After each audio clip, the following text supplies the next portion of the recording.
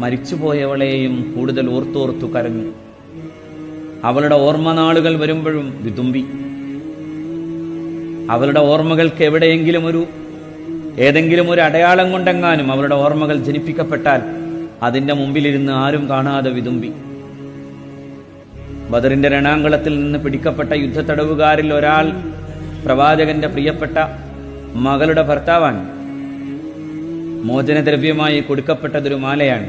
ആ മാല കയ്യിലെന്തുമ്പോ ആരും കാണാതെ അത് നെഞ്ചിലേക്ക് ചേർത്തു വെച്ചുകൊണ്ട് വിതുമ്പി മുഹമ്മദ് നബി സല്ലല്ലാഹു അലൈഹി വസല്ലം. അനുയായികളിൽ ആരോ ചോദിച്ചു, അല്ലാഹുവിന്റെ റസൂൽ, മകളുടെ മാല കയ്യിൽ കിട്ടിയതുകൊണ്ട് കരയുകയാണോ? അപ്പൊ പറഞ്ഞു, അല്ല, മകളല്ല എന്റെ ഓർമ്മയിലേക്ക് വന്നത്.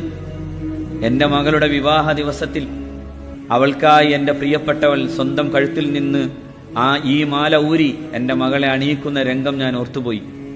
എന്റെ ഖദീജ എന്റെ ഓർമ്മപദങ്ങളിൽ വന്നപ്പോ ഞാനങ്ങ് വിതുമ്പിപ്പോയതാണ് എന്ന് പറയുന്ന മുഹമ്മദ് നബിയേക്കാൾ സല്ലല്ലാഹു അലൈഹി വസല്ലം ലോകം കണ്ട ഒരു പ്രണയഭാവത്തെ നിങ്ങൾക്ക് എവിടെന്നെങ്കിലും കൊണ്ടുവരാനാകും?